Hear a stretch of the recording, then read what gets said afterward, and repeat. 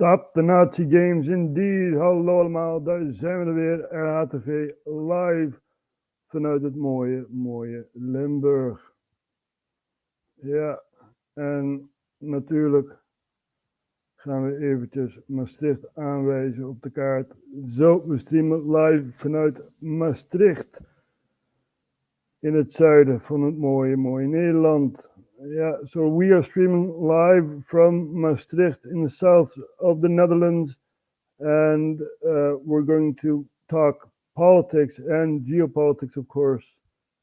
And first of all, we're going to pay attention to what's happening in Amsterdam, right? So what's happening in Amsterdam? There is a Holocaust museum that has opened in Amsterdam, and there are lots and lots of people demonstrating against the opening of the Holocaust Museum because an Israeli, I believe, president is visiting to open the Holocaust Museum, right? So we're going to start off with showing what's happening in Amsterdam. This was during the weekend. Even kijken. Here we have AT5, which is Amsterdam Television 5. Het was een emotionele dag gisteren bij de opening van het museum. Terwijl de gasten bij de Portugese synagoge binnenkomen, worden er op gehoorafstand leuzen geroepen door demonstranten. Ze staan daar uit protest tegen de komst van de Israëlische president Herzog.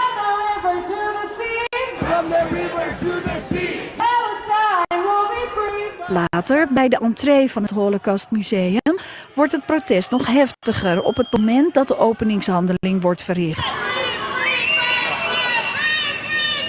De VVD vindt dat de gemeente dit anders had moeten organiseren. Het was geen waardige opening op deze manier. Demonstranten die, denk ik, te dichtbij de opening stonden, waardoor bezoekers die de Holocaust hebben meegemaakt, die de oorlog hebben overleefd, daar langs moesten lopen, geconfronteerd werden met allerlei leuzen. Dit is niet de manier waarop je het als gemeente moet organiseren. So this guy is from the VVD within the Amsterdam, government, and he's like, well, all these demonstrations, they were not really representative of the Netherlands and stuff like that, so he said it's a very big disgrace that all these demonstrators could demonstrate near the museum, right? We saw the king, we saw the president of Israel, coming over, and lots and lots of attention to this subject, which is a very tense subject. I don't think Palestine should be free, nor Israel.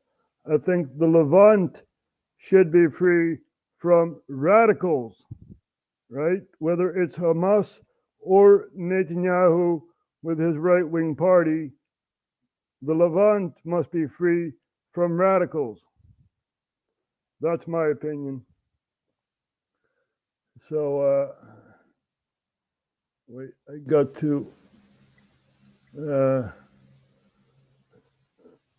a message which I have to reply to. But anyway, this is all happening. Now, some comedian in the Netherlands was, made a video of our mayor, basically, as a joke. And, we're going to take a look at this here. Even kijken, misschien even terug. Oh. So, here we have Nijmans nieuwsbriefje. And Hans Theeuwen is basically a comedian, stand-up comedian. And he made a video of our mayor, and you can see a gun on the table, which is, you know, a fake gun. And we're going to take a look at this here.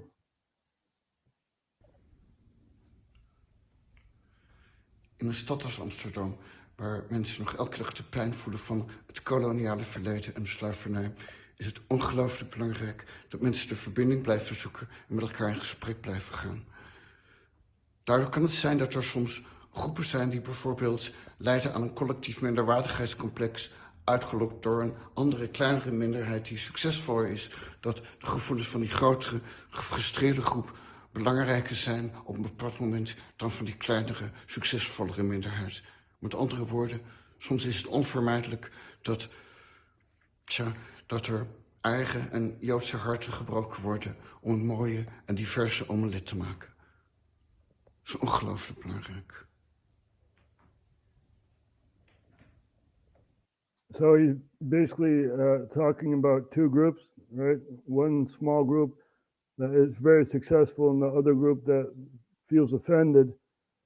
And, you know, he says sometimes we need to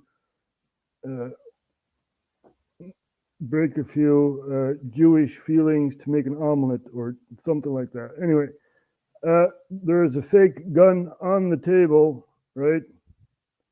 And the police in Amsterdam saw this and, you know, went to his house, right? So we're going to translate this somewhat. Hello, open the door. Okay, sorry, that's not tasteful, but this is the reality. After the demonstration debacle at the opening of the Holocaust Museum, Hans Theeuwen had made a satire on Femke Halsema, which is the mayor of Amsterdam, right? And that led to police visiting his house. So, and the reason why there is a gun on table is because the son of the mayor tried to break in a boat, right? And he had a gun with him. And, you know, nothing happened to the kid. And this is why there's a gun on table, you know, and we're going to take a look at what happened after he made the video.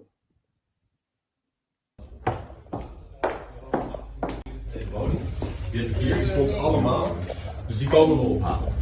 Dus het verzoek is, samen even naartoe lopen en dan gaan we... Dames en heren, ja? Zullen we dat gaan doen? mijn prop staat hier nu de politie aan de deur. Ga gewoon En het is er niet één. We gaan naar binnen. Ja, kom maar mee. Ja, dan loop ik met u mee, dan nemen wij dat mee. Zijn er nogal wat, ja.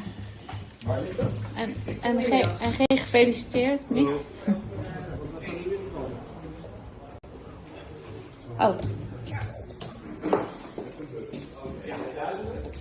Dus, ja. Nou, deze gaan we wel in beslag nemen. Volgens de wet wapenmunitie is het een strafbaar wapen. Het is te zien op het filmpje en vandaar dat wij dat weten. So the cop is basically saying, we are going to confiscate this, even though it's a fake gun, you know, because you can shoot with it or something along those lines. You know, it's really, really stupid. Because a while back, right, in 2019, I believe, I gotta fact check that. Let's see, 2018. Yep, in 2018, the police were training terrorists, right? This was for the overthrow of Syria, basically. So, terreurgroep kreeg training van politie in Weert Yeah. So when the police gives guns and bomb vests and weapon instructions and stuff, then nothing happens, right? But when you have a comedian with a prop, a fake gun, then police come over to your house and say, we got to confiscate that. Yeah, we got to confiscate that. So. Ja. Jongens, wat een feest. Die gaan we mee. Ongelooflijk goed dat de politie ook streng optreedt op het moment dat er daadwerkelijk gevaar is voor burgers. Dat dan iemand ook gewoon optreedt en heel snel ter plekke is om ook te zorgen. So the comedian is basically imitating Halsema, the mayor. Dat de burgers in Amsterdam gewoon veilig blijven is ongelooflijk. Kun je even blijven? Eén stukje overleg? Ja, een stukje overleg.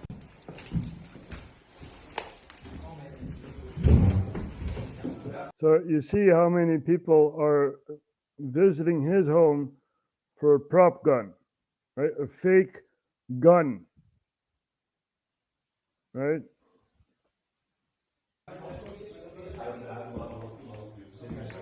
Pushen. Kom bij de politie, bij de politie. Oh, wat jammer, ik ben jarig. Gefeliciteerd. Dankjewel. Het is aan verjaardag, dames en heren. Meneer Theo, hij wordt in beslag genomen. Ja. Dus u wordt ook gezien als verdachte. Ja, ik ben mogelijk verdachte. verdacht dat u omgeboden wordt voor verhoor. Nee, u gaat niet mee. Maar dan weet u hoe het zit. Ja? Schamen jullie niet een beetje? So he's a suspect of having a weapon in his home, even though it's a fake gun. This is happening in the Netherlands. There's also something else that happened in the Netherlands. There were protesters that glued their heads on a painting, right? And normally these people would end up in jail, but the judge had said you were 3 weeks in voorarrest, so you're not really arrested, but you're still in jail, for 3 weeks, and that's enough. Geen straf voor mannen die zich vastlijnden bij meisje met de parel. So there's this very famous painting, the girl with the pearl earring, and these people glue themselves to the painting and had 3 weeks of custody, basically. And this is all what's happening in the Netherlands. It's really, really odd, right? So I have to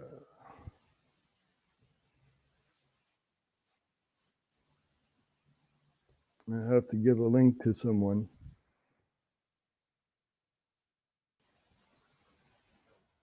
Zo. Oké, dat ook gedaan. Maar dit is toch vreemd?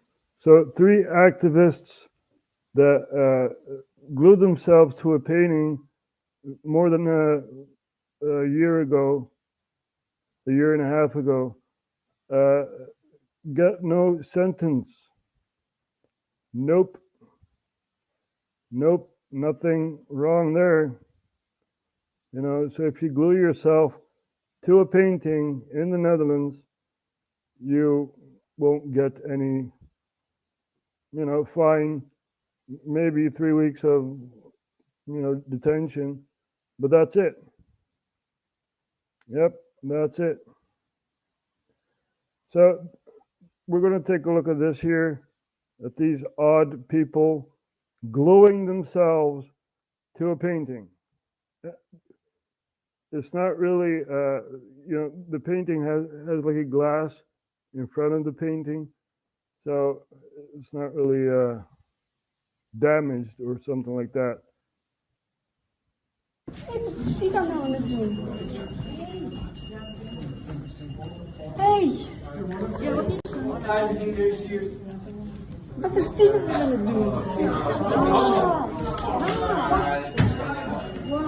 How do you feel? How do you feel when you see something beautiful and priceless being apparently destroyed before your eyes? Do you feel outraged? Good. Where is that feeling when you see the planet being destroyed before our very eyes?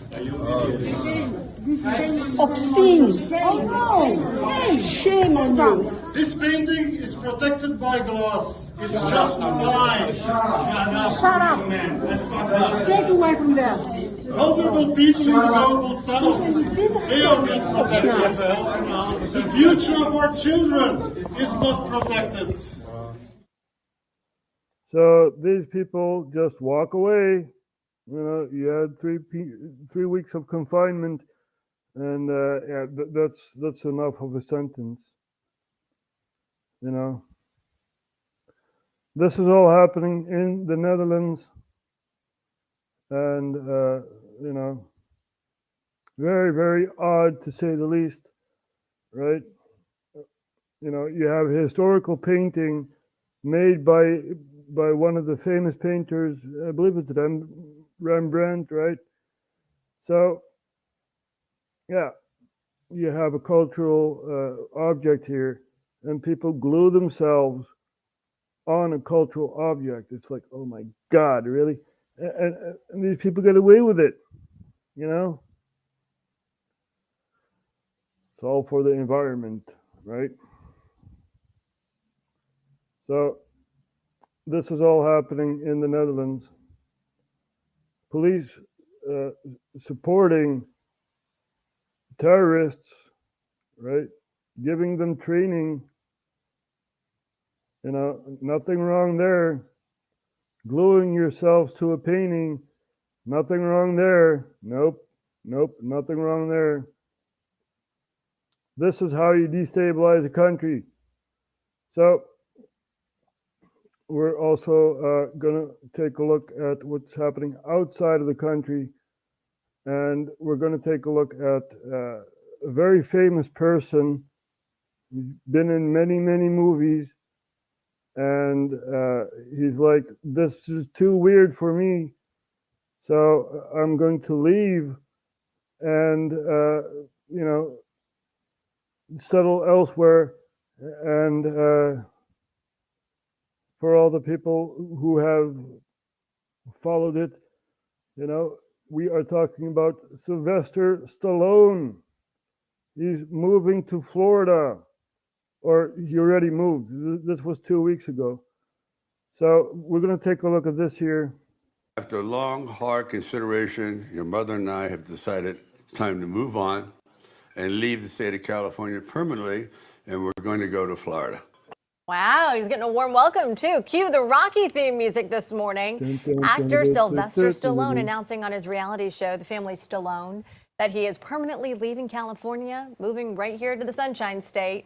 Florida's First Lady, Casey DeSantis, made sure to let the Hollywood icon know that he is welcome in the state by posting on social media. And he and his wife have had a house down in Miami for a really long time. They've been, an estate. An estate. So what did the First Lady of Florida say?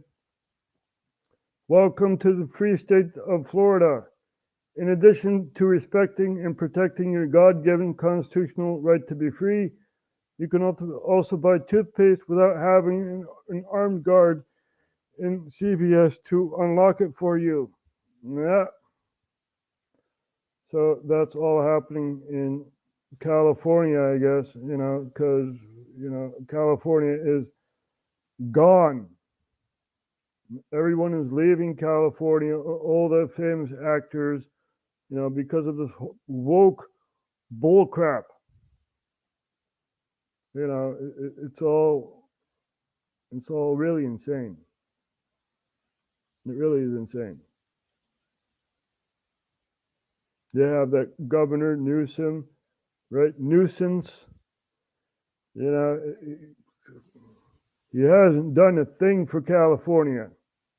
And this goes to all the blue states, right? You know, they haven't done a thing. They haven't done a thing for the population in the states, right? In California and other blue states. What's her name? Went to some. Never mind. Some politician in California went to some homeless thing and said, "You got to go home." You know, it's like, what? These people are homeless. They have no home. They have no home to go to. This all happened in California, so it's really, really weird. But people are leaving California, which is a good thing, you know. So let's take a look at other places such as Haiti, right?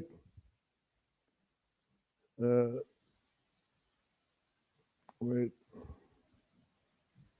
because what's happening in Haiti, a lot, the president had resigned, and the hellhole is growing bigger in Haiti. And, you know, let's take a look at this here. Haiti's prime minister resigns under pressure amid gang violence. So the president was outside of the country trying to make a coalition to invade Haiti, to stabilize Haiti, basically. And there's this guy, this barbecue guy, who was a police officer, now gang leader, this guy here,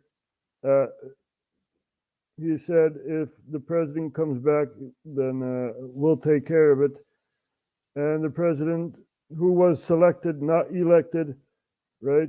There was an assassination on the elected president, and he was selected from the political party the president came from.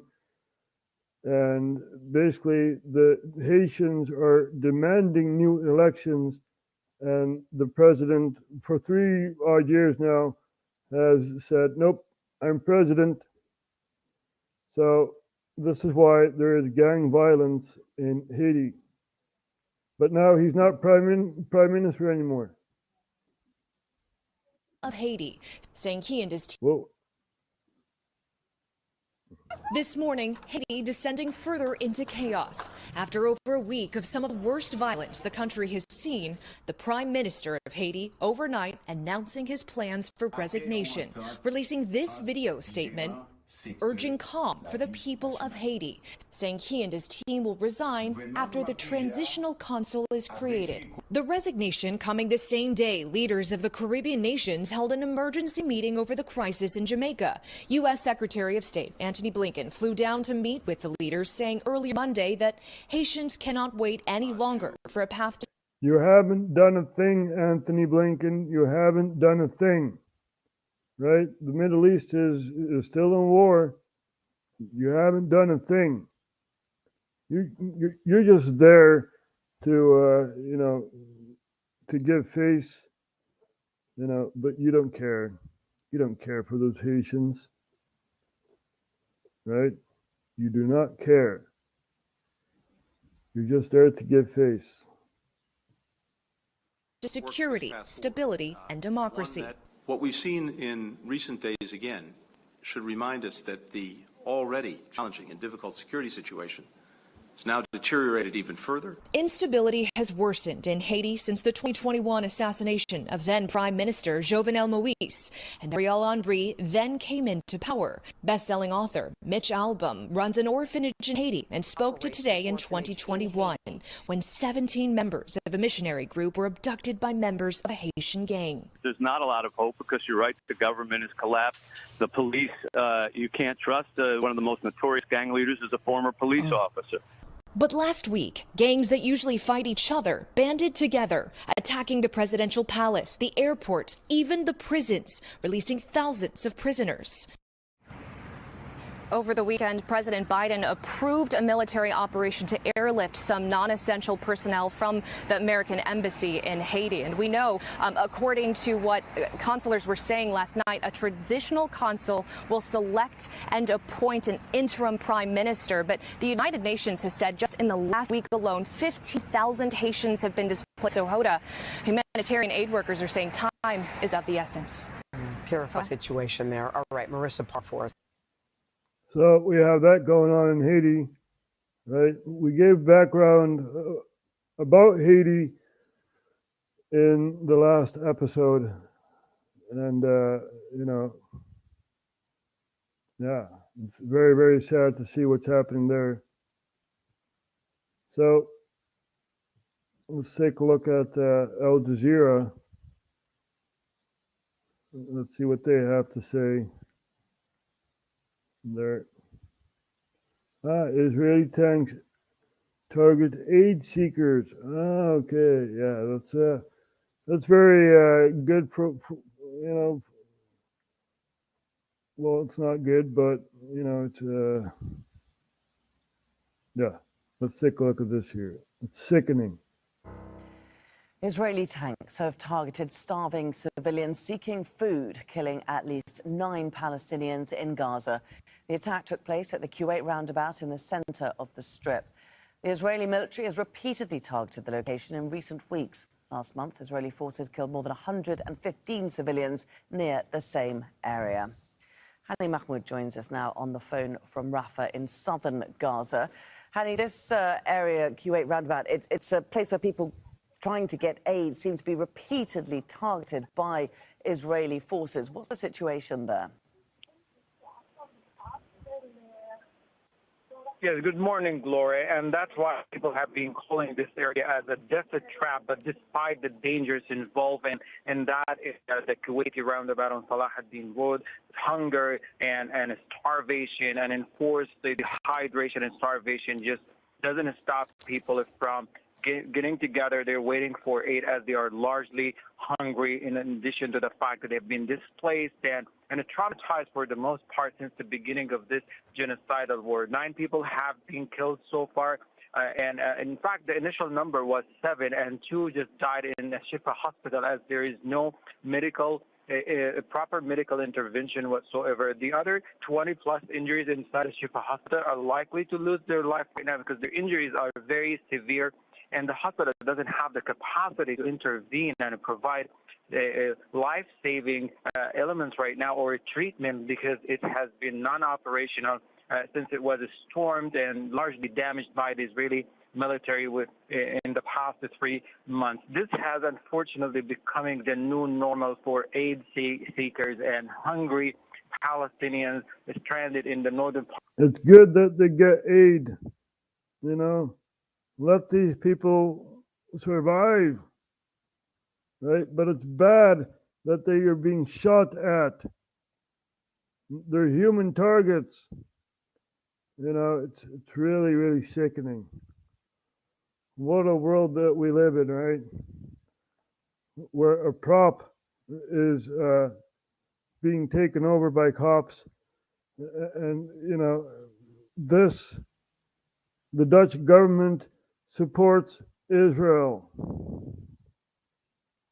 Really, really sickening. And, there is someone in Parliament standing up for the Palestinians in the Netherlands, and it's basically someone that opposes my ideas of the Netherlands. But yeah, we're going to take a look at Van Baarle from Denk, who confronts the minister about the museum opening.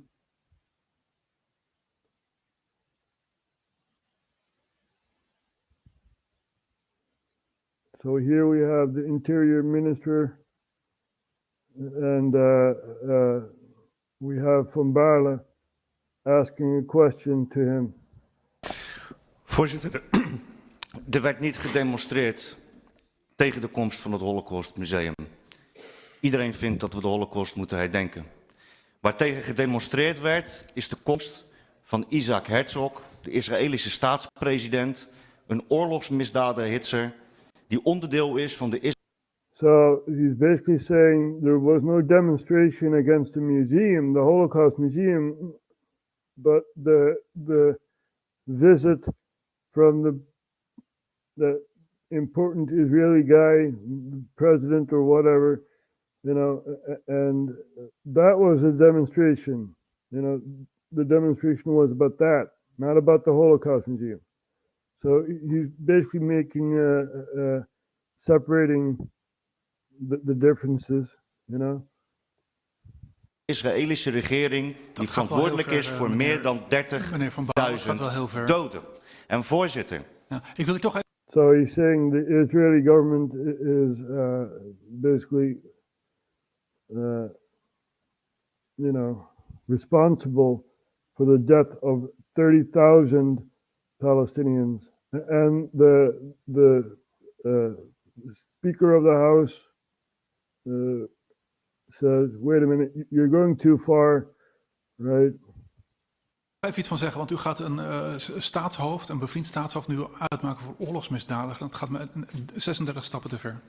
Voorzitter, het internationaal strafhof heeft deze man betrokken in de aanklacht vanwege genocide. Ik hecht eraan. So he's saying that the ICJ, right, the International Courts of Justice,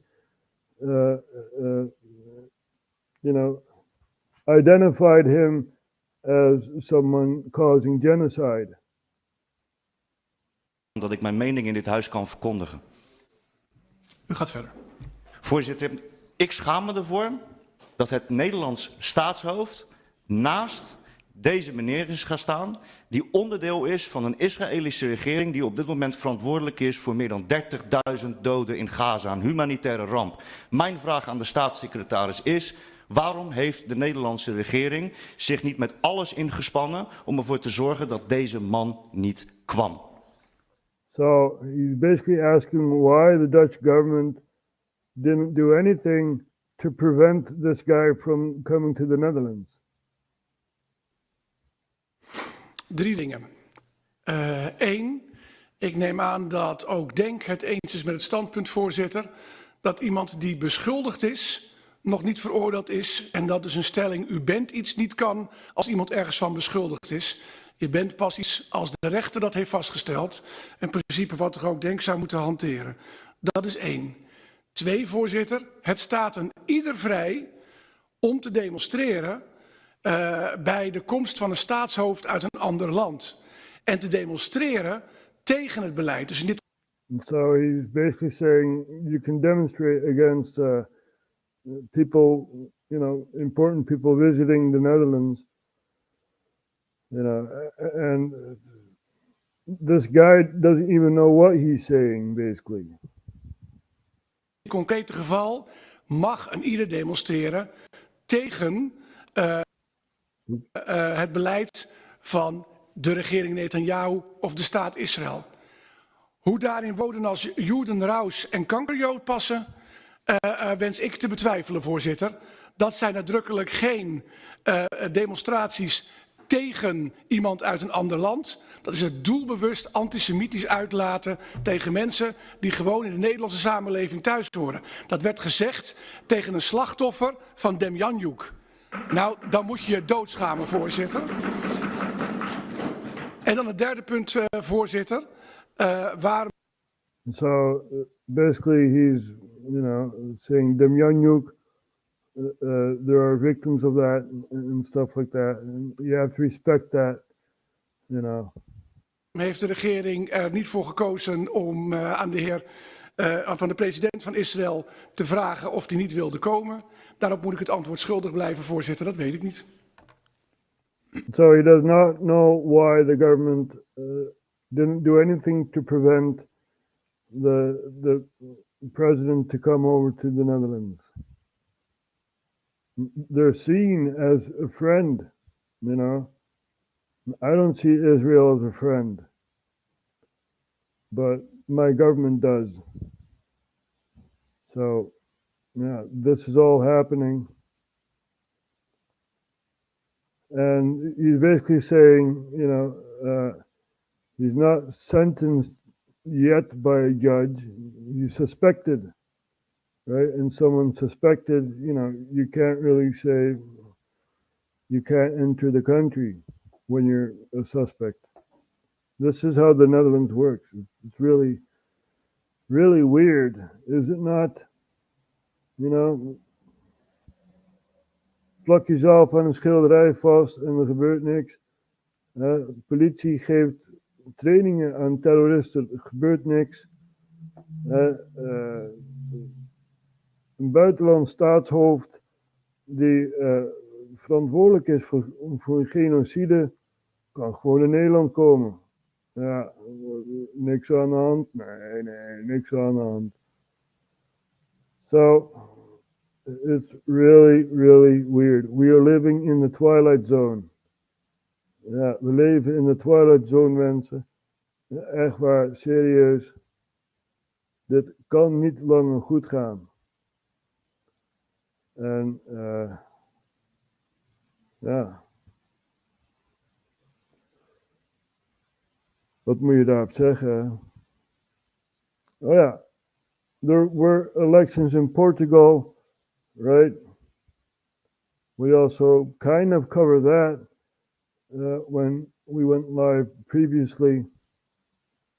And we're going to take a look at some clips of the elections in Portugal. Ja, mensen, er waren verkiezingen in Portugal. En we gaan even kijken naar een clipje van de verkiezingen in Portugal. So, let's take a look.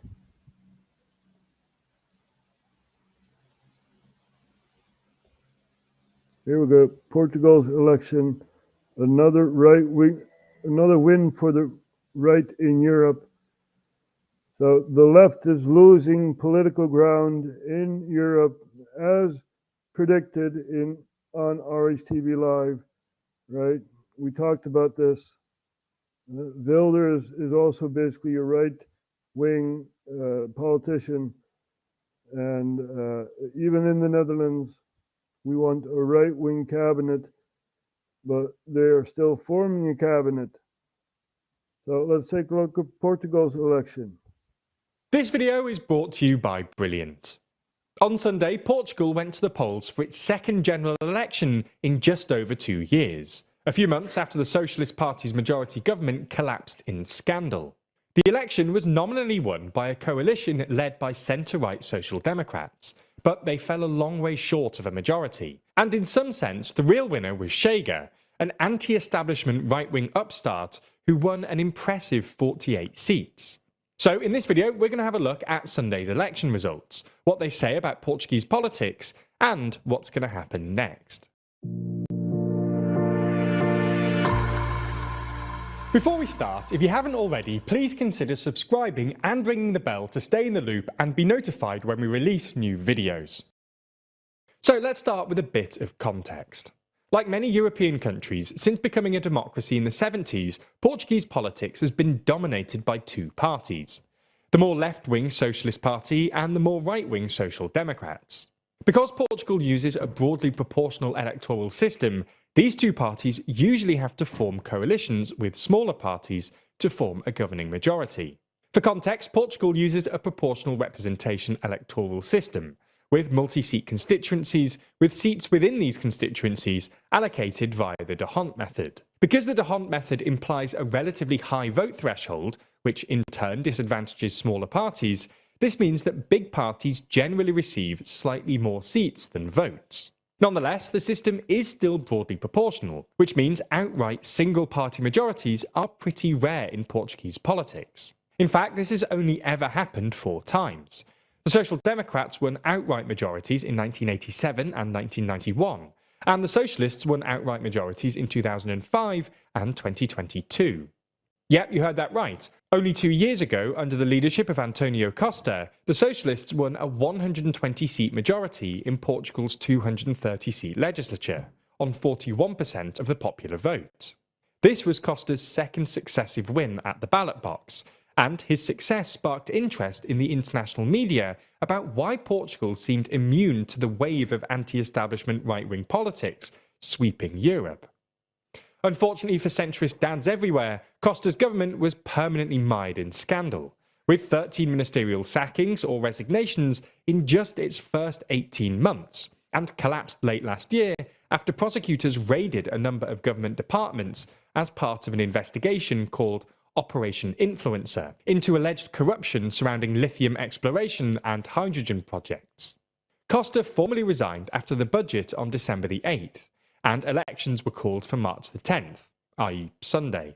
Now, you might have expected this election to have been an easy win for the Social Democrats, given the Socialists' various crises and corruption scandals. However, in part because the Social Democrats were struggling with their own corruption scandals, this isn't how things panned out. The Social Democrats' polling was pretty miserable, and they were actually behind the Socialists until a month or so ago, when they formed a coalition with a couple of smaller centre-right parties, the People's Party, or CDS, and the People's Monarchist Party, or PPM. This coalition was known as Democratic Alliance, and it was actually originally created to contest the 1979 election, where the Democratic Alliance usurped the incumbent Socialist Party. For their part, the Socialists replaced Costa with former Infrastructure Minister Pedro Nuno Santos, but he isn't a particularly popular politician in Portugal. This is both because Santos was actually involved in one of the Socialists' various scandals last Parliament, which is why he stepped down as Infrastructure Minister in December 2022, and because he's on the left of the party, which apparently put off some more moderate voters. The shortcomings of the two main parties created the political space for Chega, a right-wing anti-establishment party formed in 2019.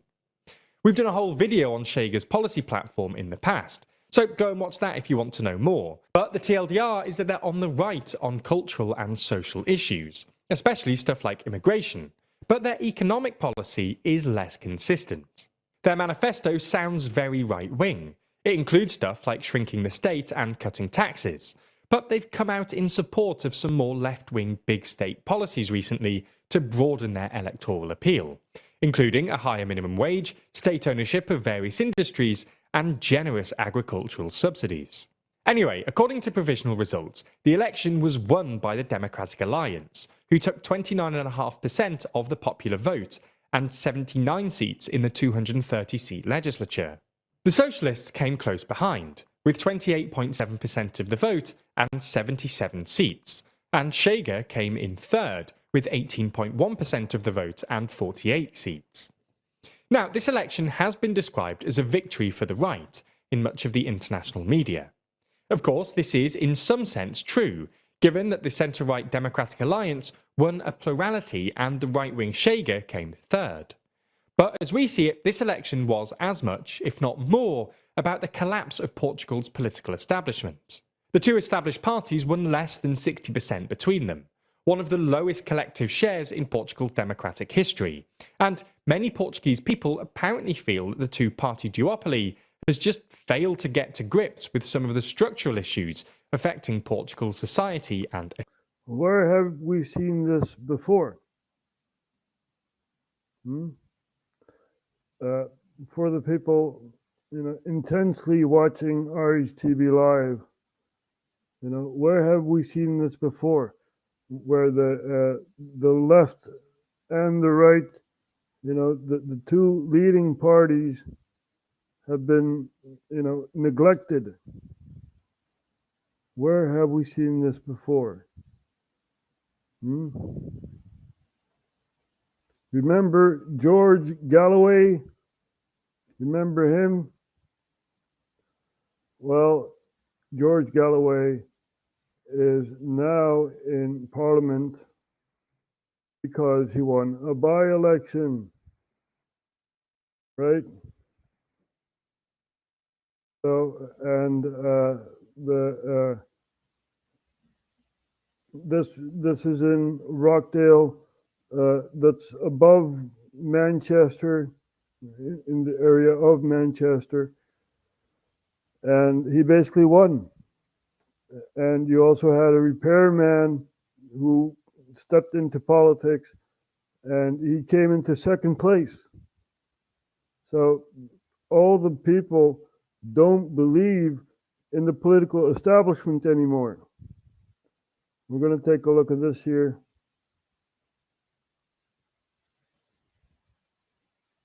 Galloway is Jewish.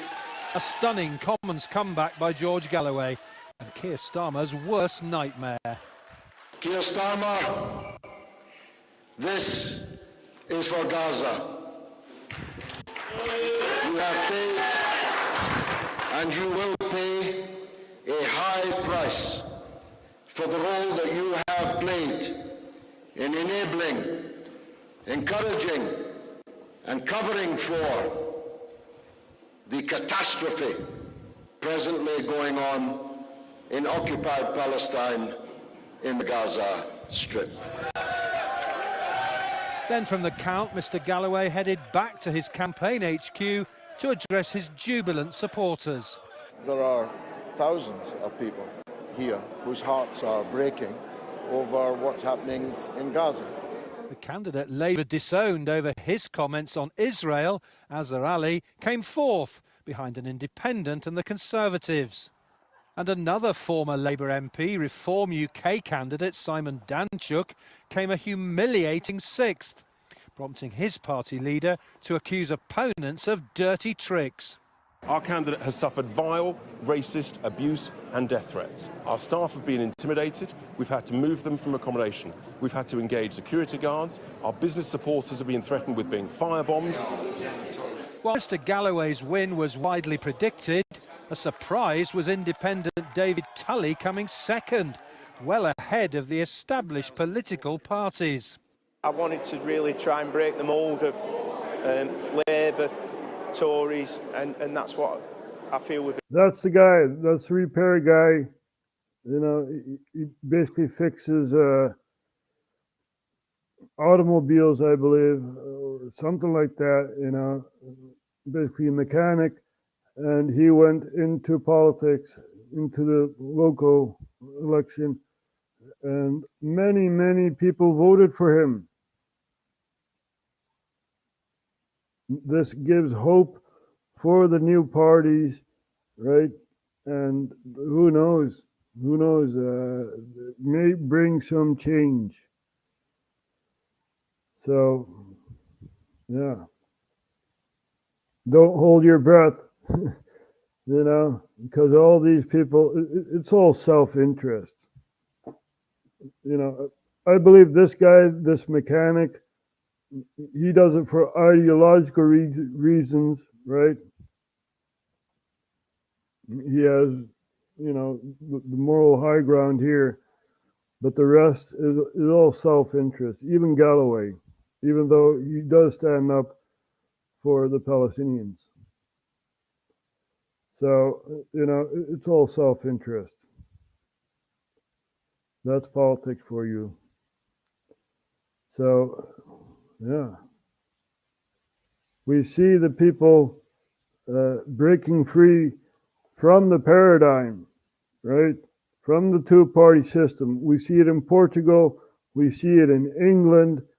We're going to take a look at this here.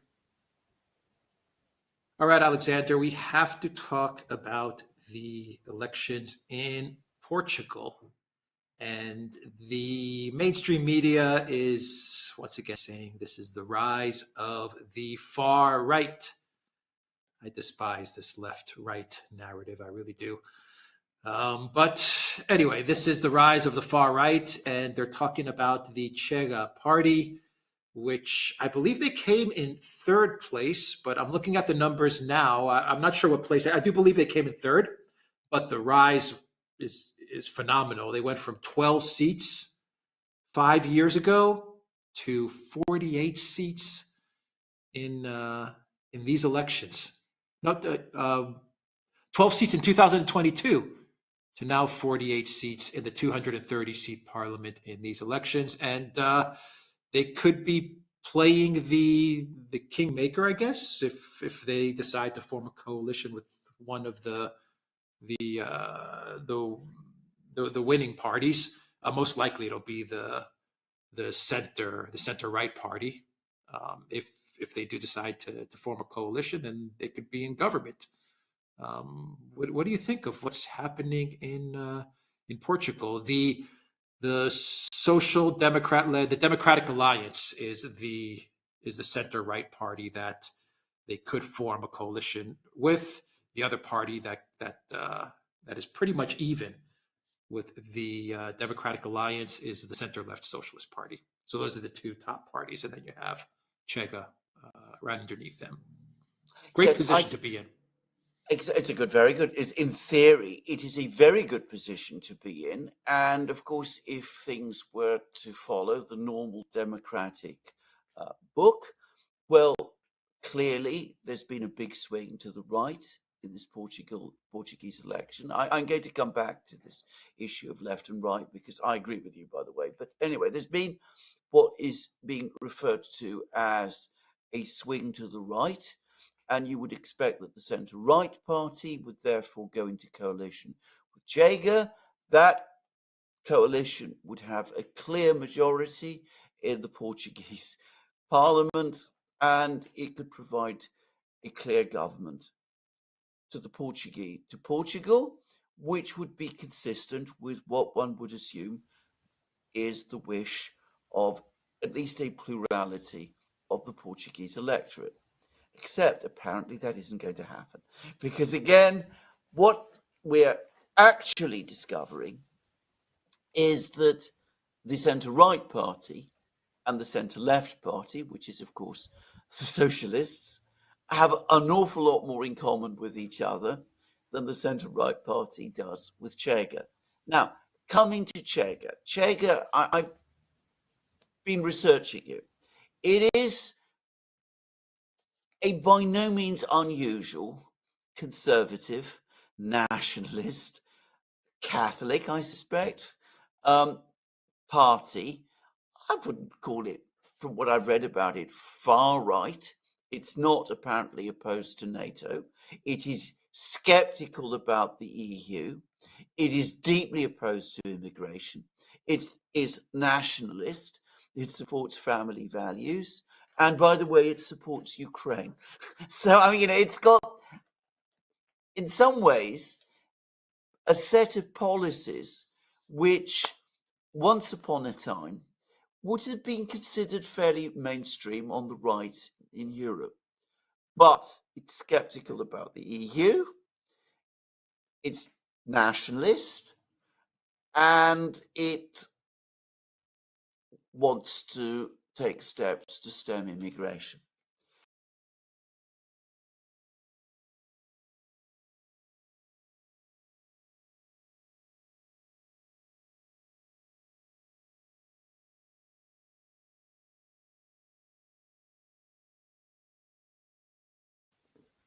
So we see a lot of movement on the European battlefield, right, between left and right.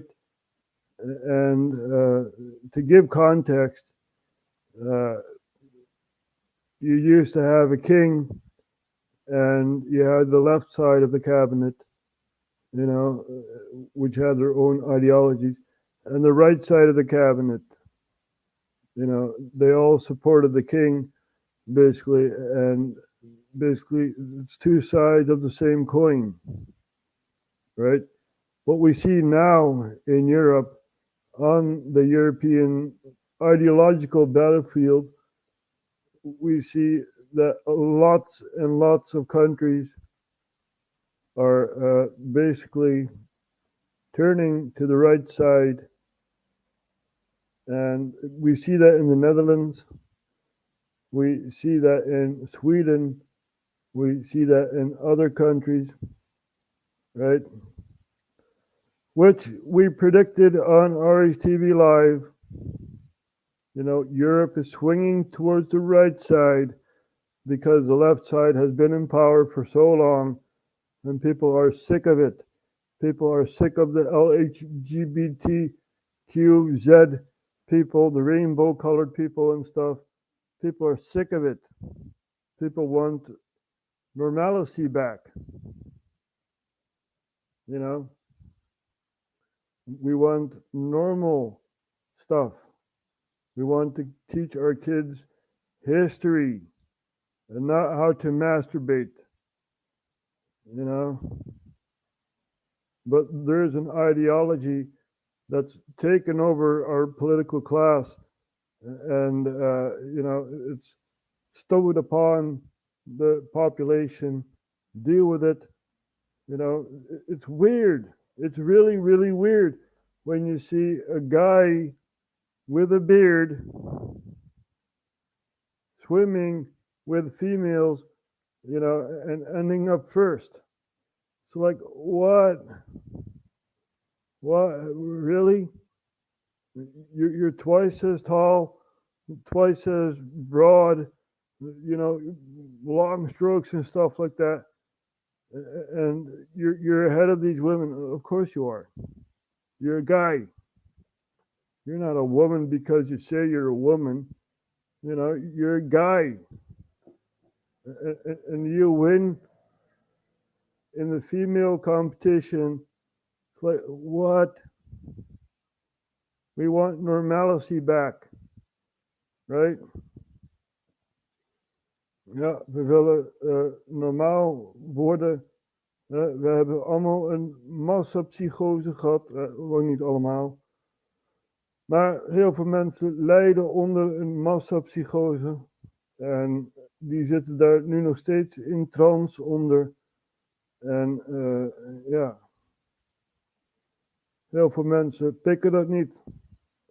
Ik wil niet dat het voorgelezen wordt door drag queens. Ja, in the Netherlands we have drag queens reading books to small children, whilst the elderly are, you know, rotting away, basically.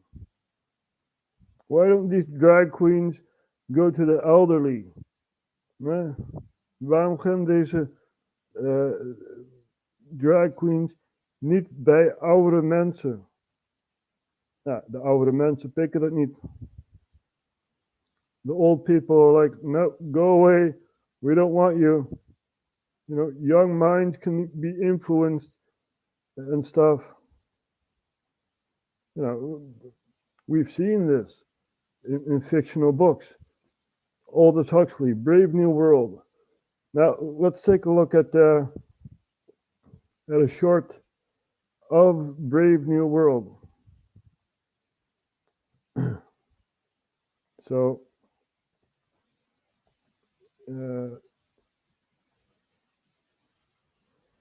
Aldous Huxley, Brave New World. There you go. So this is a short of the book Brave New World.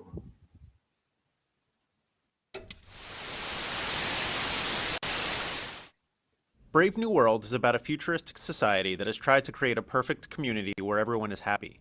They use science to mass produce people and condition them to do and want only the things they're supposed to. But in doing that, they take away freedoms, like the freedom to think for oneself. The few characters we see who do think for themselves aren't happy, so the novel poses a question. Is it better to be happy or free? The book starts with the director of the Central London Hatching and Conditioning Center explaining to a group of students how they create people, since women don't actually get pregnant anymore. Eggs are fertilized and then undergo a process that causes the fertilized eggs to divide. They can get up to 96 identical twins from a single fertilized egg this way. The director brings the group into one of the conditioning rooms. Nurses lay out flowers and books and then bring in a group of babies. Then they shock the babies through an electrified strip in the floor. Over time, the babies will learn to instinctively dislike books and nature. These babies are deltas, one of the society's lower castes, and the lower caste perform non-intellectual jobs like factory work. By conditioning the delta babies to hate books, the society ensures that they won't ever have any desire for them, and by conditioning them to hate flowers and nature, they'll want to stay near their work in the cities. They condition all the castes this way, according to what their role will be in the community. The group continues into an outdoor garden, where several hundred naked children are engaged in erotic play. This play conditions the children to grow up feeling comfortable being sexually promiscuous. The group runs into Mustafa Mond, a very powerful man and one of the 10 world controllers. He tells them what it was like in the past, when mothers gave birth to children and people grew up in families, and adults still paired off into monogamous couples. Everyone is really grossed out by the idea of mothers and families. The story cuts to Lenina and Bernard. Bernard is a psychologist. Even though he's a member of the highest caste, he feels like an outsider, because he's smaller and looks different than most men in his caste. He likes Lenina, but it bothers him that she acts like everyone else. He and Lenina are planning a trip to a savage reservation in New Mexico, but tonight she has a date with Henry Foster. Lenina leaves for her date, and a man named Benito Hoover walks over and talks about how attractive Lenina is. Bernard gets annoyed, so Benito offers him soma, which is a drug that everyone takes to feel happy and kind of stoned. Bernard just turns and walks away. Bernard picks up his friend, Helmholtz Watson. Helmholtz feels he has something important inside him that he wants to let out through his writing, but he doesn't know what it is or how to write it. Bernard and Helmholtz both feel like they're different. This shared sense of being different creates a bond between them. That night, Bernard attends Solidarity service, which is kind of like church. All the people sing hymns together and praise their prophet and await the coming of a greater being. The prophet they're praising is Henry Ford, who introduced the assembly line and revolutionized mass production. And they all take soma to feel like they're dissolving into one unified whole. Finally, they break out into dance, then dim the lights and have an orgy, while a voice says a refrain that begins with the phrase, orgy porgy. Lenina remembers the first time she and Bernard went out together. He stopped their helicopter over the English Channel to watch the waves below. He said the sea made him feel like he was an individual. Lenina felt shocked and angry with him, so Bernard gave up and took her back to his apartment, where they took soma and had sex. Bernard goes to the director of the Hatching and Conditioning Center to get permission to visit the Savage Reservation in New Mexico. The director gets upset, and he tells Bernard about his own trip to the reservation many years earlier. He went with a woman, and on the last day of their trip, they rode horses up a mountain. After lunch, he took a nap, and when he woke up, she was gone. A terrible thunderstorm broke out, and the lightning scared the horses. He hurt his knee trying to catch them, but they ran off. The next day, they searched for the woman, but she was never found. He ends the meeting by telling Bernard he's very unhappy with Bernard's behavior, and threatens to relocate him to Iceland. Bernard and Lenina go to the Savage Reservation, and witness a ritual where a young man must remain silent while he's whipped. The square empties out, and a young savage approaches Bernard and Lenina. Unlike the others, he's white, and he speaks English. This savage, whose name is John, wanted to be whipped, to prove he's a man and to sacrifice his body for the village. He explains that his mother, Linda, wasn't from the reservation. She had been visiting with a man, and while on a walk in the mountains, she fell down a ravine and hit her head. Some hunters from the village found her and carried her back. She was already pregnant with John, who was born and raised in the village. Bernard remembers the director's story. John takes them to see his mother. She's thrilled to see civilized people and tells them how awful it is on the reservation, with the women having babies all the time, and the people pair off into couples and only have sex with that person. Outside, John tells Bernard about his childhood in the village. His mother often got drunk and slept with a man named Popé. John hated him, and he remembers the time when some of the village women held his mother down and whipped her because she kept sleeping with their husbands. But Linda taught John to read, and one day Popé brought him a copy of the complete works of Shakespeare. John read the book all the time because he loved the language and to deal with his loneliness. Bernard invites John to come back to London with them, and he says Linda can come too. He knows he can use her as leverage against the director. Lenina feels so stressed from everything that she takes a bunch of soma and spends a day asleep. John comes looking for Bernard and finds her there. He's been in love with her since he first saw her. He wants to touch her. but he won't allow himself to. They all arrive back in London, and Bernard is called to come see the director at work. The director announces that to keep Bernard from infecting others with his unorthodoxy, he's sending him to Iceland. But Bernard calls Linda in, and she immediately recognizes the director, and says that she had a baby because of him. John comes in and falls to his knees in front of the director, calling him my father over and over. The director is horrified. It's obscene to talk about pregnancy, and shameful to be called a father. And all the workers laugh hysterically like it's all a dirty joke, until the director runs out of the room. Bernard starts to show John what life in London is like, and John becomes instantly famous. His celebrity makes Bernard popular too. Linda, meanwhile, does nothing but lie in bed and take soma. One evening, Lenina takes John to the feelies, which are like movies that engage all the senses, so you can actually feel and smell what's happening. The feelie involves a lot of casual sex, and afterward, they go back to Lena's apartment. But John is unhappy. He leaves, and Lenina still can't understand why he won't sleep with her. On the night of Bernard's biggest party, which several important officials have agreed to attend, John refuses to come out of his room. Bernard has to tell all his guests that the savage won't be appearing. The guests are furious. During his brief popularity, Bernard had stopped speaking with Helmholtz Watson. But he goes to see Helmholtz after his public embarrassment, and the two become friends again. When Helmholtz and John meet, they're instantly close. Helmholtz, who has been trying to express his emotions through rhymes, hears Shakespeare for the first time. John's refusal to sleep with Lenina has Lenina thinking of him constantly. Finally, she decides to act and goes to his apartment. She marches in, and when John mentions marriage, she's horrified. She decides to take her clothes off and get him into bed. He becomes enraged and calls her a whore. Lenina runs into the bathroom to hide. John gets a phone call about his mother and leaves. Linda is at the hospital, and as John tries to speak to her, she keeps dozing off because she's on a high dose of soma. Making the situation worse, several young boys who are in the room for death conditioning keep gawking at her.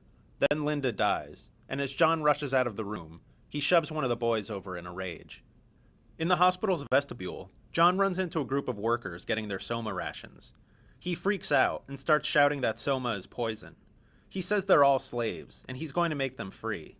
Then he starts throwing the soma out the window. Bernard and Helmholtz get a call and go to find John at the hospital. When they get there, a brawl is going on. Helmholtz jumps in to help John, while Bernard basically can't decide what to do. John, Bernard, and Helmholtz are brought to Mustafa Mond, who explains to them why old things like Shakespeare are prohibited. First, society needs people to want new things, not old ones. People have to keep buying and consuming for the sake of the economy. You also can't write or understand tragedies without social instability, and social instability no longer exists. They've made everyone happy, and engineered a perfect society where everyone plays a role exactly suited to their desires and abilities. Mond says sometimes people don't fit in their roles. He was one of those people. He had the choice of being sent away to an island or joining a program to become a world controller. Bernard and Helmholtz are going to be sent to islands with other people who don't fit in. Bernard freaks out and is escorted from the room. Helmholtz goes to check on him, and Mond and John keep talking. Mond says they've also gotten rid of God. God and religion are only compatible with a society where people get old and suffer losses. God and religion also lead to self-denial. But modern industrial civilization only works when people indulge every desire. It keeps people buying things, and it keeps them from ever feeling any real passion or frustration, which can lead to instability. When they do feel something, they have soma to keep them happy. John says he doesn't like it. He would rather be free to suffer losses, get sick, and grow old. So Bernard and Helmholtz are sent to different islands, and John goes to live in a deserted lighthouse in the countryside. He enjoys living alone, but he thinks he enjoys it too much, so he whips himself as punishment. Crowds and reporters start turning up at the lighthouse, demanding that the savage do his whipping stunt. Eventually, a huge crowd appears, and they end up beating one another in front of John's house while chanting "Orgy Porgy." When John wakes up the next day, he remembers everything and feels horrified. When the crowd comes back that night, they find him hanging. For more information about Brave New World, check out the Brave New World SparkNote at sparknotes.com.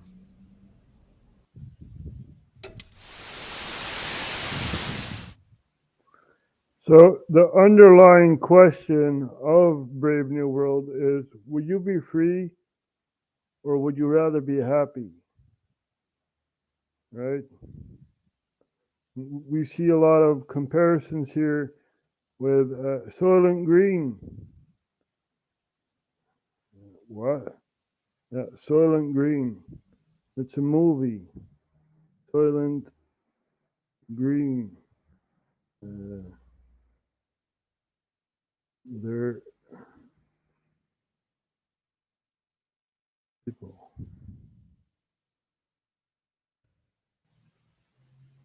Let's see if we can find a clip. So basically, you have a society in this movie where you have a substance that people live on, right? And you have this journalist trying to find out what that substance is. And at the end of the movie, he finds out. So we're going to take a look at the end of the movie. Listen to me, Hatcher. You're gonna tell them Soylent Green is people!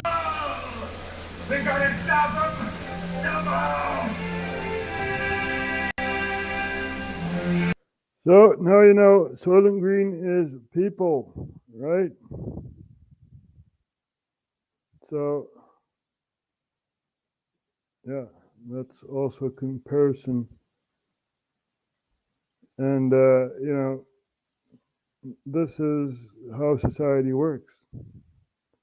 Basically the same as that other intro I always played, which is the Twilight Zone, right? So you have a judge judging over someone, and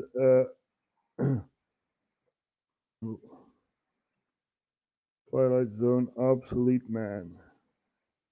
You have a judge judging over someone, a librarian, and basically the librarian is being sent to oblivion, right? Going to be killed. And he has one last wish. And his last wish is that he would be killed, and the one giving him sentence would see this in person. So he sits at home, and this judge that judged him comes to his house. And basically he locks the door, and you know, the judge does not want to be terminated. So he pleads to go out, and the state judges him. Very good episode, The Obsolete Man. We're going to take a look at this here. Wordsworth, Romney, obsolescence. You walk into this room at your own risk, because it leads to the future. Not a future that will be, but one that might be. This is not a new world. It is simply an extension of what began in the old one. It has patterned itself after every dictator who has ever planted the ripping imprint of a boot on the pages of history since the beginning of time. It has refinements, technological advances, and a more sophisticated approach to the destruction of human freedom. But like every one of the superstates that preceded it, it has one iron rule. Logic is an enemy and truth is a menace. This is Mr. Romney Wordsworth in his last 48 hours on Earth. He's a citizen of the state, but will soon have to be eliminated because he is built out of flesh and because he has a mind.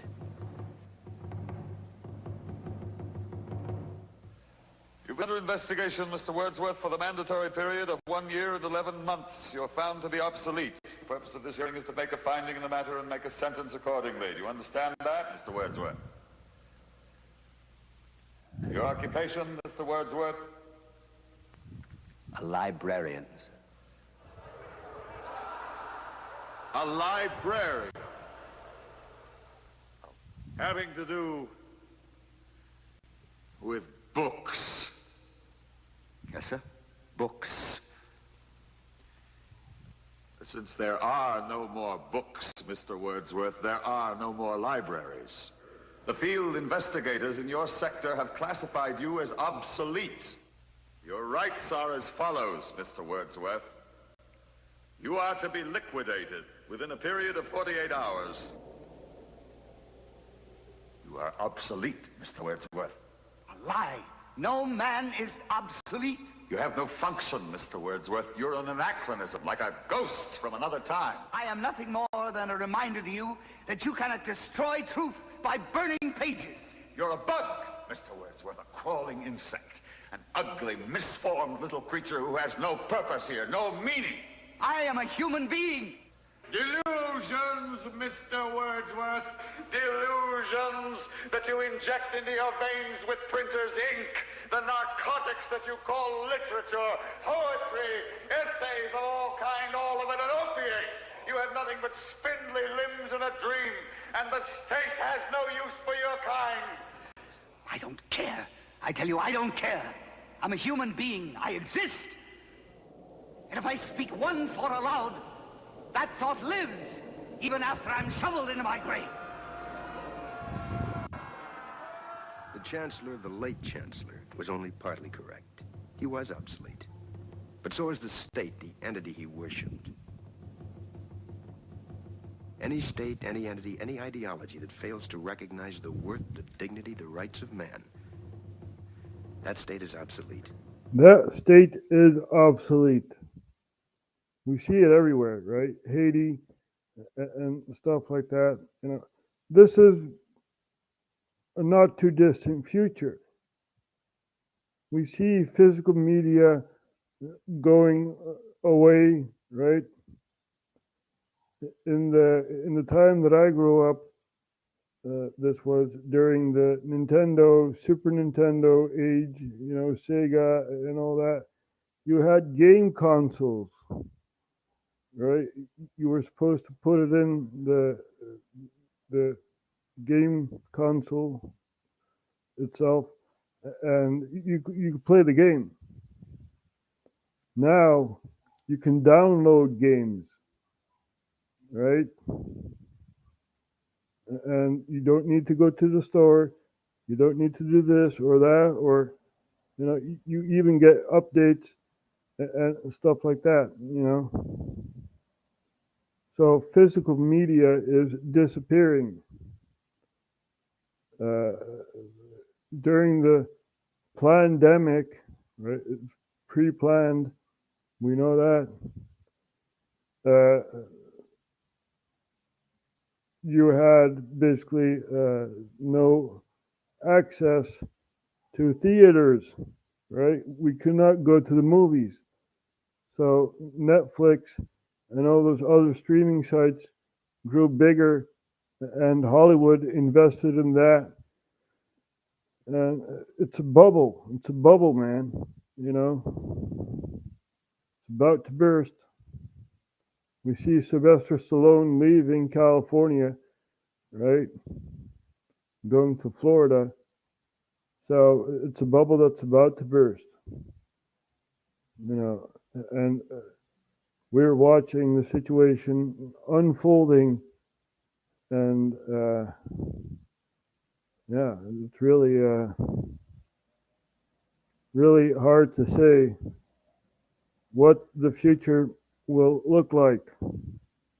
We have elections coming up in June, European elections, right, for the European Parliament.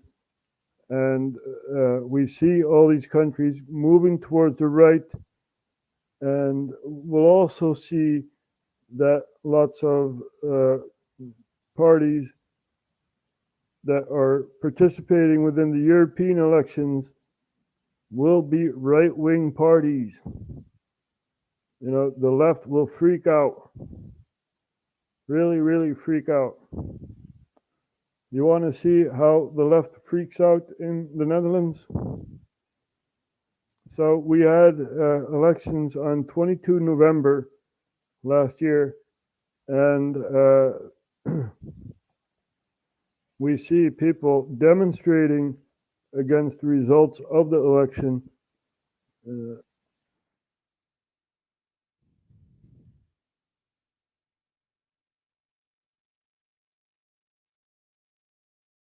Here we go.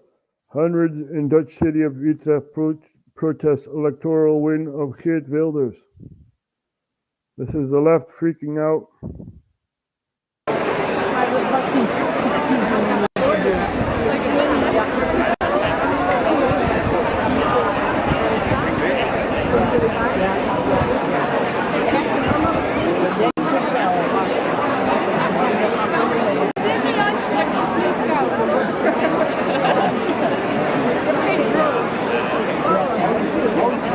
Mensen als minder worden gezien, worden uitgesloten of worden gediscrimineerd. Wij laten ons hier in Utrecht niet uit elkaar spelen.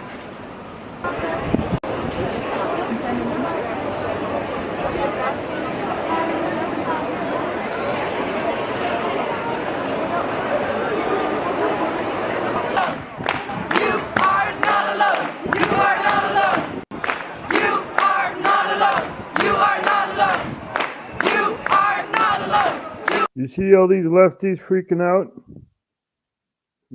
One is wearing even a Palestinian scarf.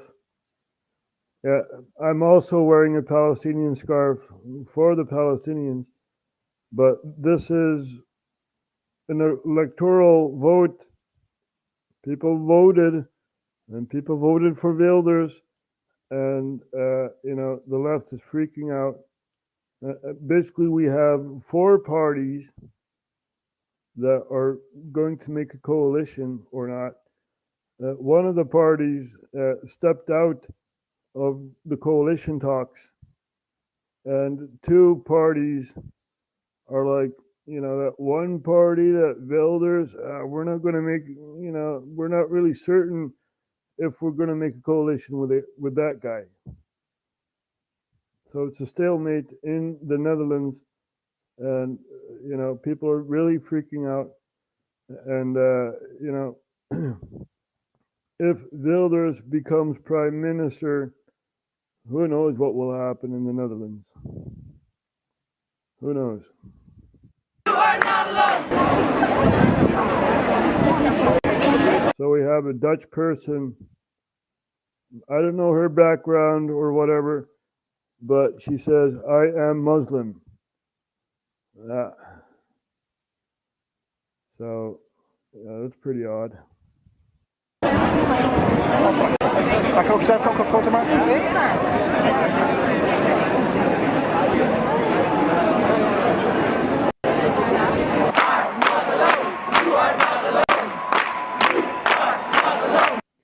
So people are protesting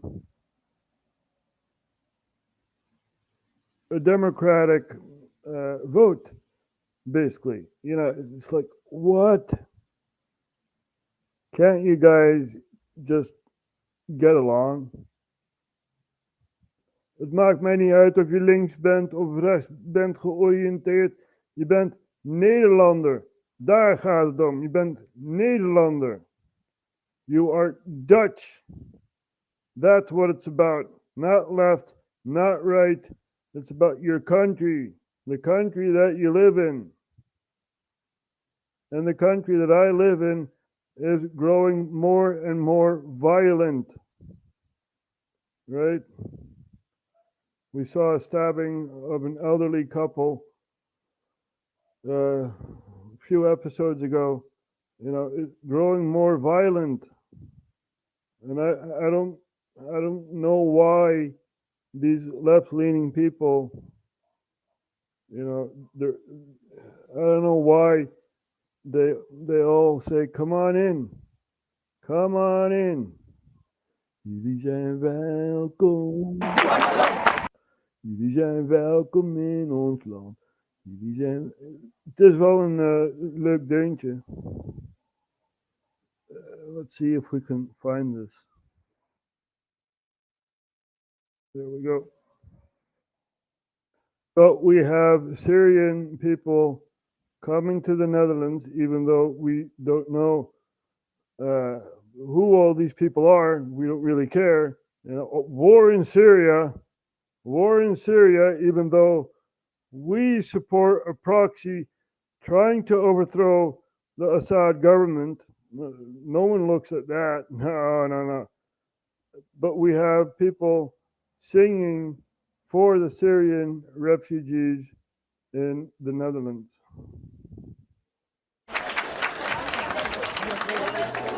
Jij hebt het gered en ik leef nu met je mee.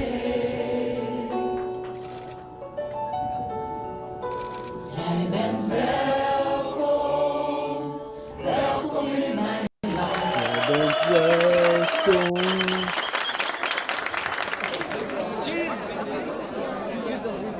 Thank you, Holland. Ik heb het liedje geschreven toen ik het nieuws hoorde van de vrachtwagen waar al die mensen zijn omgekomen. En toen daarna die aangespoelde lichamen in beeld kwamen afgelopen weekend. Toen heb ik midden in de nacht dit lied geschreven en gedacht, dat gaan we zingen als de noodopvang in Apeldoorn komt. We need to thank you for good help us and good care to us. So we have that going on.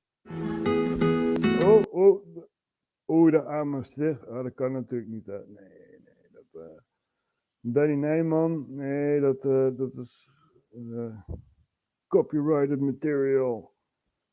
We have Benny Nijman, which was a very famous singer in the Netherlands, who's known because he lives in Maastricht, like I do. So let's take a look at what else is going on in the world, right? Joe Rogan guest might be evil. Well, who knows? People are weird, man. People are very, very weird. Boeing whistleblower found dead. Yep, we know about that, right? Let's see. They will shoot you at the checkpoint. Yep, that's freedom. That's freedom for you in the Twilight Zone. Let's see what else. Will the general election be in May? That is for the UK.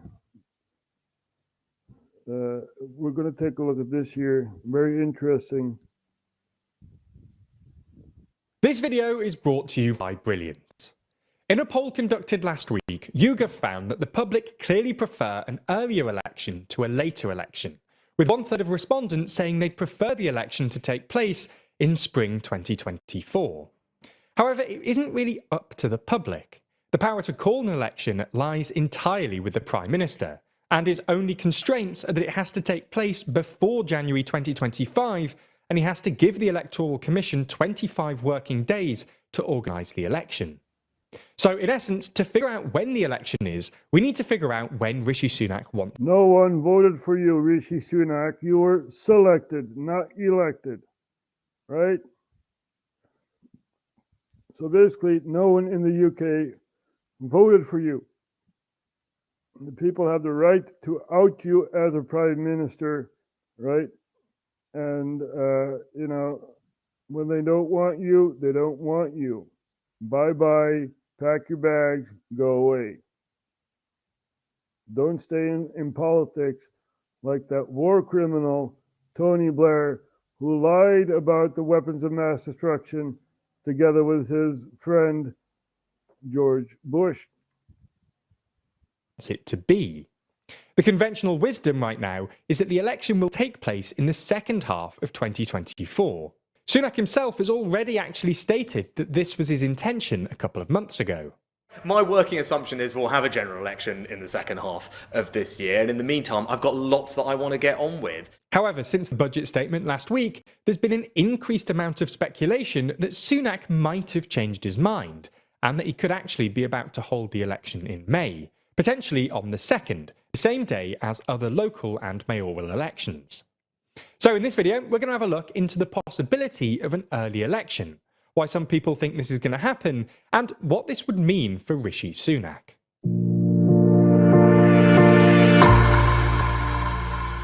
Before we start, if you haven't already, please consider subscribing and ringing the bell to stay in the loop and be notified when we release new videos. Now, as we mentioned in the intro, it's fair to say that prior to the budget last week, most journalists believed that the election was going to be called for October or November. This is largely because, at the moment, Tory polling is pretty awful, with Labour between 20 and 30 points ahead. Between now and the autumn, the Tories have time to try and improve this polling, whether that's by trying to improve party management and subdue factional infighting, or by trying to signal to the electorate that they are the party to be trusted to end the cost of living crisis. After all, many expect that as time goes on, the economic situation will improve. Specifically, the Bank of England expects that inflation will get down to about 2% in Q2 of 2024. This would give the Chancellor, Jeremy Hunt, space to cut taxes and potentially even bring interest rates down from their historic highs. Considering that the number one concern for the public right now is the cost of living, this seems as though it would be the most sensible course of action. Sure, the Tories might not end up in a position where they're able to win the election, but they would at least be in a better position if they held an election, say, in 2 months' time. However, some journalists have pointed out two gaping holes in this theory. First, the economy might not actually be better in the latter half of the year. Sure, inflation could come down to about 2%, but this doesn't necessarily mean that Hunt will cut taxes at the autumn statement. And, well, other complications could make cutting taxes even more tricky for the Chancellor. I'm not an economic, but I do know that money has to have value, right? Now, the pound is not coupled with, silver or gold or some other, material, bronze. So it doesn't have value. This is why you have inflation, and the price of gas and stuff like that, when that is extremely high, then you cannot, our economy was based on fossil fuels, right? Now we have some people at the WEF and stuff like that, these shadowy organizations, saying we must stop the fossil fuels. So, when you cut that and you find a new energy source, and, most cars still drive on gas, even though the electric vehicle is being promoted, But that also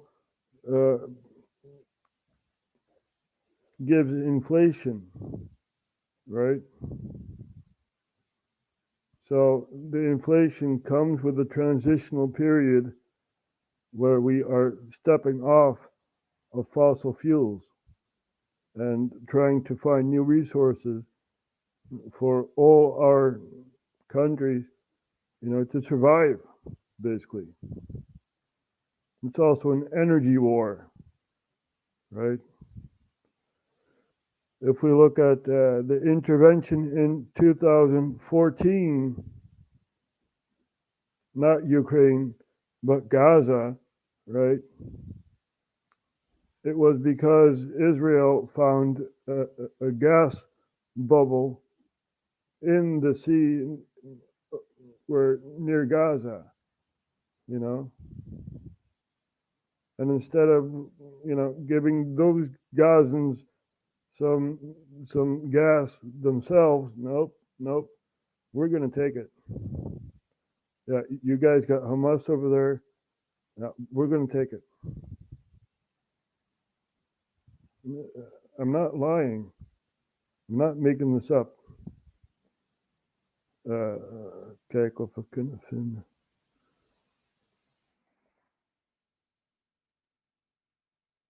So we're going to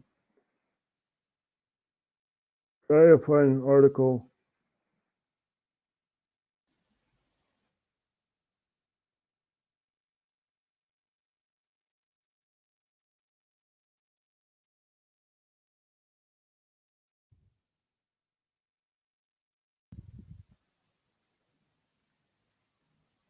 So we have a 5-dimensional warfare, right, going on.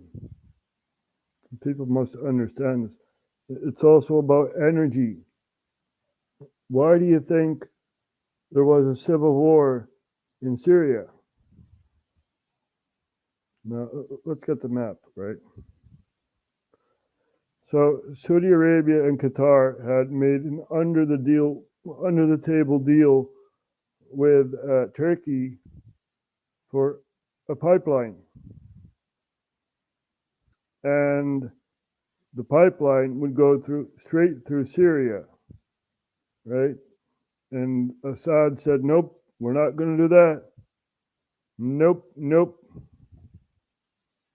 And during a power vacuum, mass demonstrations because 2 kids got killed by police, mass demonstrations and this and that. And during a power vacuum, the proxies took over and shot demonstrators and police, and basically civil war in Syria.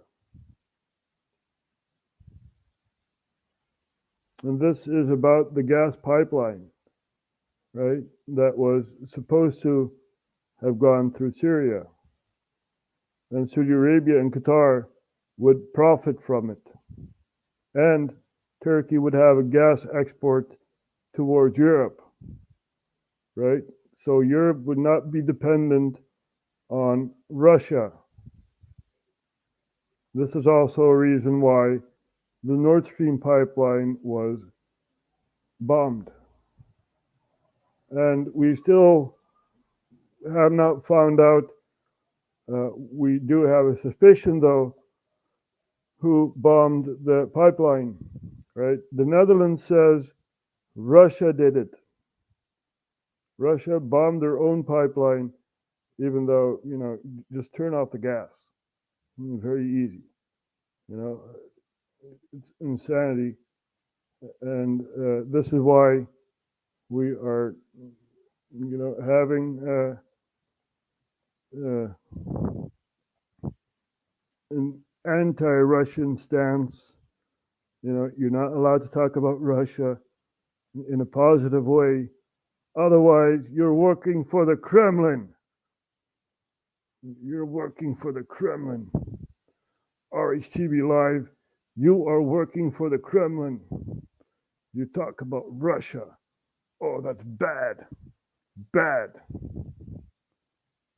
So, this is all happening, it's really insanity. I praise Putin for,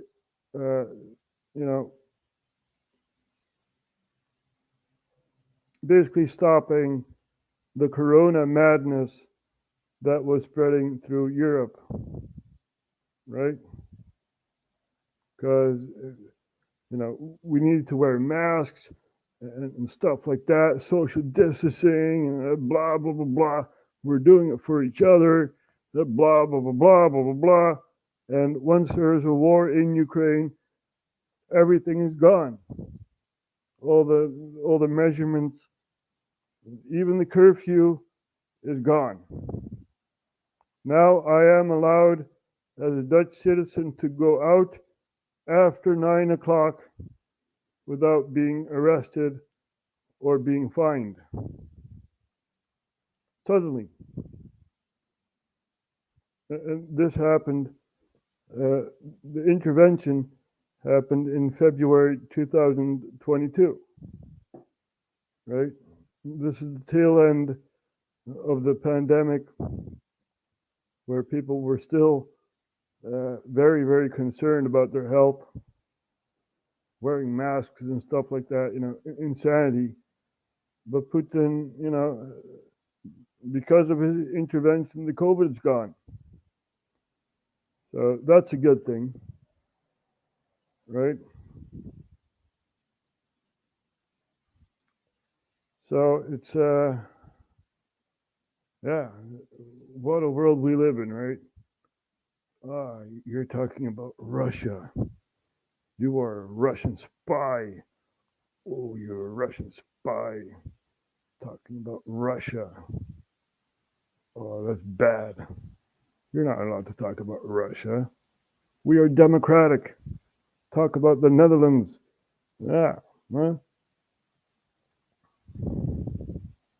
What about this year? Why autocracies have elections? Yeah. What a world we live in, right? So let's take a look at the forum inside. We have Forum for Democracy, basically saying we are not for Russia, we are against the war, which is basically my stance. So let's take a look at this here. We hebben ook nieuws uit Frankrijk, want Emmanuel Macron en de geheime... Thierry Baudet, the leading political figure within Forum for Democracy, has his own show every Monday, and he's talking about Macron in France. And you're not allowed to be pro-Russian, you know, and these are very authoritarian restrictions for France. And I think, Macron, if you want to go fight in Ukraine, you go fight, right? I know there are French people watching that understand English. You go fight, Macron. You go fight, Macron de Michaud. Macron de Michaud. Yeah, there you go. Anyway, we're going to take a look at this here. De dienst van Frankrijk heeft afgekondigd dat pro-Russische stemmen in Europa, die worden aangepakt. Misschien kunnen we het even in beeld krijgen, het artikel.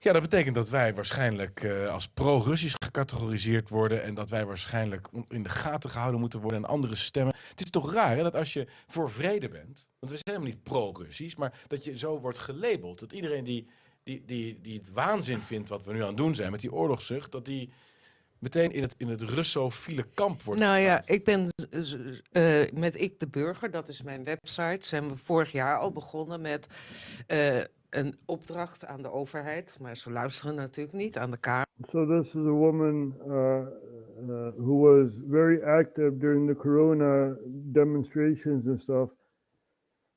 And she has a website, ikdeburger.nl, I believe. And let's see if we can find that. And they have a petition, Ik de Burger.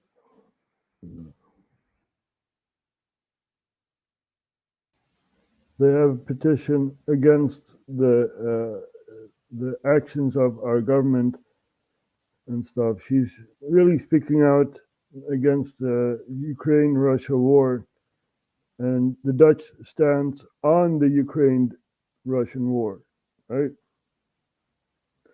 So we're going to take a look at what she says. Om op alles te zetten om onderhandelingen te beginnen. Heel goed. En we hebben ook een filmpje bijgemaakt, want inmiddels worden er ook clusterbommen gegooid, dat soort ellende. Nou, so she's basically stating for negotiations, she also made a video of cluster bombs being thrown in Ukraine and stuff. So daar hebben we de lol van gehad. Dat is meer dan 1,5 miljoen keer bekeken in Amerika. Omdat Kennedy en General Flynn het onder de aandacht gebracht hebben. Dus ik ben al een tijdje bezig. Dus ik ben al een tijdje een Poetin, ja, vul maar in. Hoe lang duurt dat filmpje? Nog geen minuut. Zullen we het even kijken? Ja.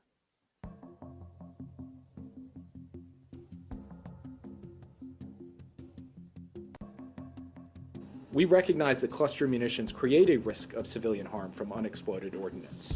This is why we've deferred the decision for as long as we could.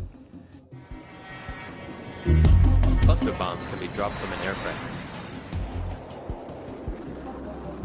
They open in midair, dispensing hundreds of submunitions, or bomblets, over an area roughly the size of a football field, and causing immense destruction.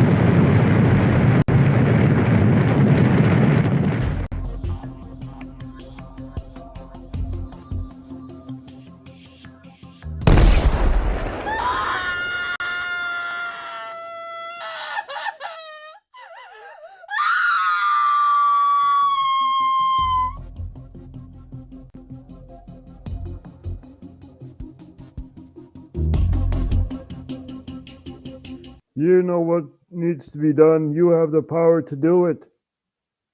She's talking to the leaders, right? The leaders of our countries and European Parliament and all these other high-placed people. It's up to us, the so-called plebs, to rise up and say, we don't want war anywhere. Anywhere.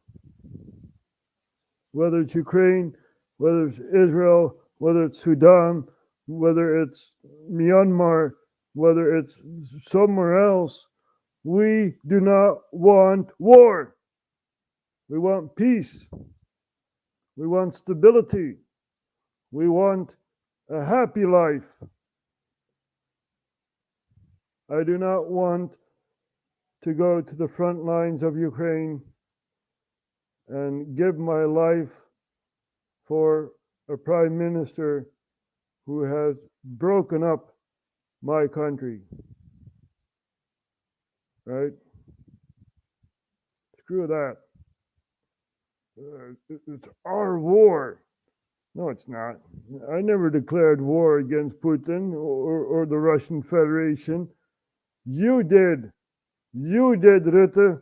You go to the front line. But you're too damn stupid to even follow your own rules, right? So remember during the pandemic, we showed this a lot of times. Rutte had said, you are not allowed to shake hands. This is a totalitarian understanding, you know, because who is the government to say that you're not allowed to shake hands, right? But anyway, this war criminal who's still funding one side of the war, right, says you're not allowed to shake hands. And what does he do? He shakes hands. He forgot what he said a second ago. Oh, sorry, dat mag niet meer. Sorry. Oh, sorry, dat mag niet meer. Oh, I'm sorry, that's not allowed. You know, the press conferences ended, and he shakes hand with Jaap van Dissel, of hoe heet die? That guy, and you know, oh, I'm sorry, we're not supposed to shake hands anymore. And this guy is, you know, on the list to be the president of NATO, right? Oh, sorry, dat mag niet meer. Sorry. Nee. Vanaf dit moment stoppen we met handen schudden. Dus u kunt voet zoenen, u kunt elleboog stoten, wat u ook wilt. Ik zie op scholen allerlei prachtige varianten op het handen schudden al ontstaan. Maar wij stoppen vanaf vandaag met handen schudden. So he's talking about using your elbow and feet to greet someone. You're not allowed to shake hands anymore. And what does he do? Maar wij stoppen vanaf vandaag met handen schudden. Oh, sorry, dat mag niet meer. Sorry. Nee. Over. I'm sorry. I'm not supposed to shake hands anymore. Let's do this over. you know, and you're such a klutz, man, you know.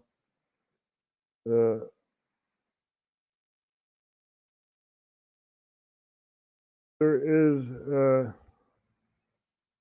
situation in Groningen, and he once visited a family in Groningen, and he was at the wrong house. You know, we can't find it here. But anyway, it's really odd that this guy is still prime minister, man. He's such a clown. He's such a damn clown. And, you know, now he's in the position to be president of NATO. You know, it's like, what? Really?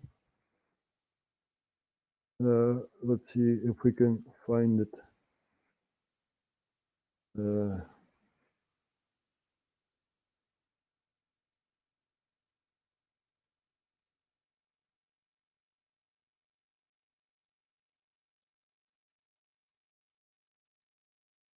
So we found the article of Rutte arriving at the wrong house in Groningen.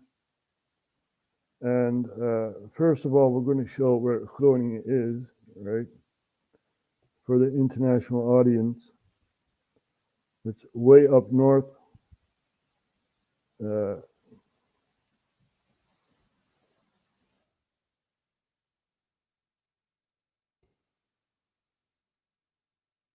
There we have Groningen, right? And the Dutch government was extracting gas from the ground, and lots of earthquakes in and around Groningen. And, you know, the people had fled their houses because they were afraid they'd collapse and stuff. And they basically sued the government, right? So Rutte comes visit a family at the wrong house. It's really, really amazing that we have such a klutz as a prime minister.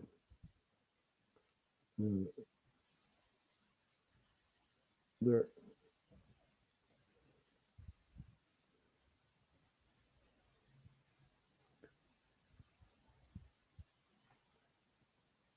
So we have these people, right, who are victims, and the prime minister who's at the wrong house.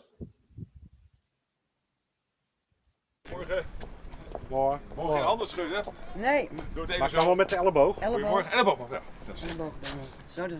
This was during the pandemic. Hij praat alleen Schots. Ja. Premier Rutte komt elleboogje aantikken bij Henk en zijn Schotse vrouw Alison. Henk en Alison wonen tijdelijk in een huurwoning in Appingedam, want hun eigen huis is door de bevingen onbewoonbaar verklaard. We'll have to be out this house in July, 1 juni. in June, and then. Maar Rutte heeft geen tijd om antwoord te geven, want hij is aan het verkeerde adres. I'm expected to be at a different house. I thought it was this house.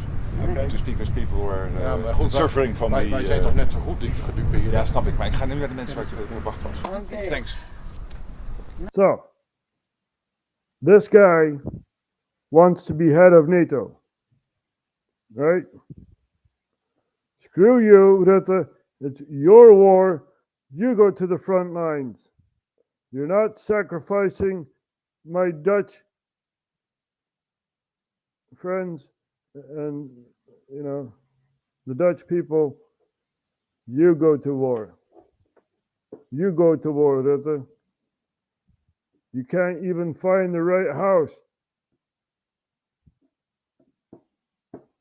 Oh my God. We are living in the twilight zone, people. Anyway, I think I've said enough for today. I thank you all for watching. And of course, we're going to close off with Ollie the Octopus. And yeah. You're paying attention now, aren't you? I hope you are.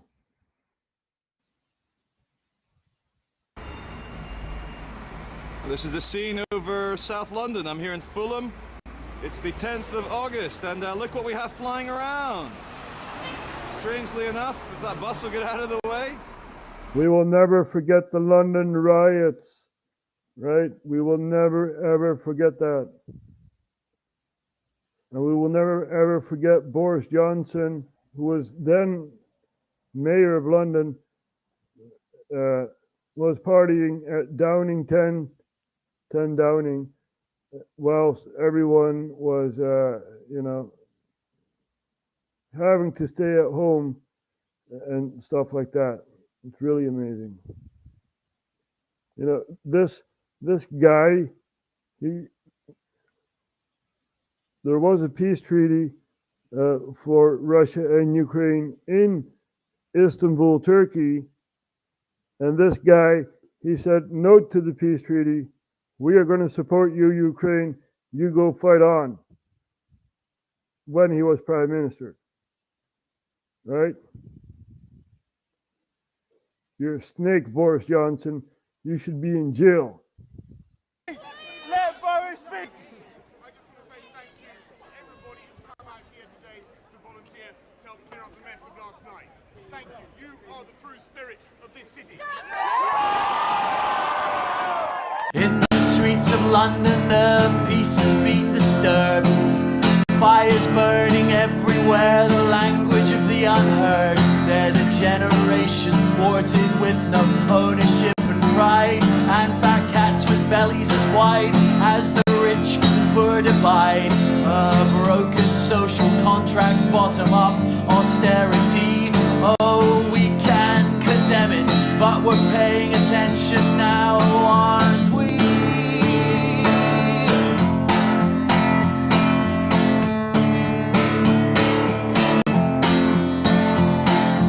Blame it on the hoodies, blame it on the feral youth.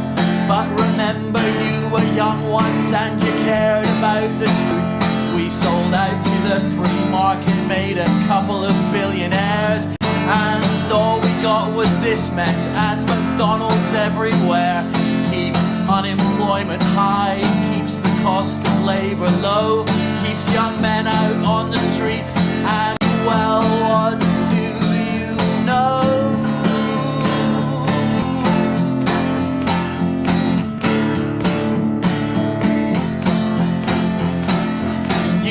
Down to Dixon's, you can take some stuff for free. You can get an Apple Mac and a high-def TV. But if you work in Canary Wharf in a bank too big to fail, there's much better looting going on, and you don't have to go to jail. Steal from a generation for the pockets of a few, but it can only go so far, and you're paying attention now, aren't you?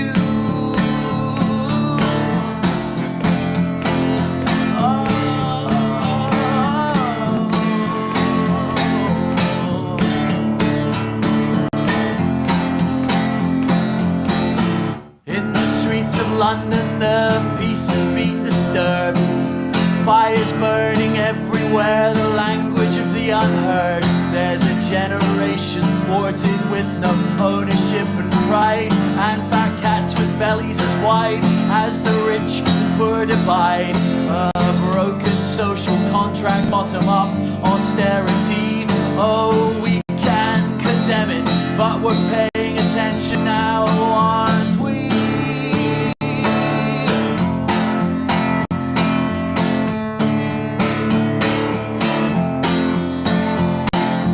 Blame it on the hoodies, blame it on the feral youth.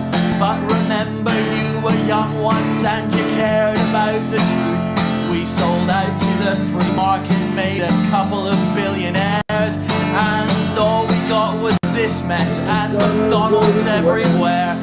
Keep unemployment high, keeps the cost of labour low, keeps young men out on the streets, and well, what do you know?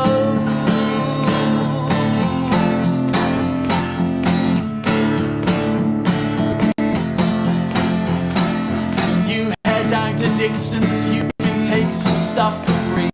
You can get an Apple Mac and a high-def TV. But if you work in Canary Wharf in a bank too big to fail, there's much better looting going on, and you don't have to go to jail.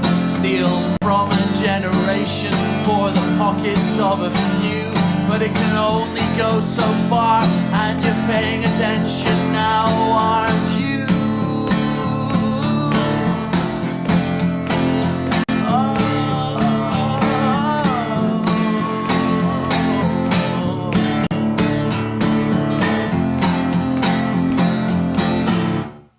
Are you paying attention? Are you really? Now, of course, we have a cherry on the top, and we're going to show something else I forgot to show. Well, not really, but I mentioned the IDF attacking Gaza for gas. So here we have the Guardian. IDF's Gaza assault is to control Palestinian gas. There you go, 2014. And very, very sad to see. So we also have another cherry, right? And let's see this here. Ik de Burger. We just saw that lady talking about cluster bombs and stuff like that.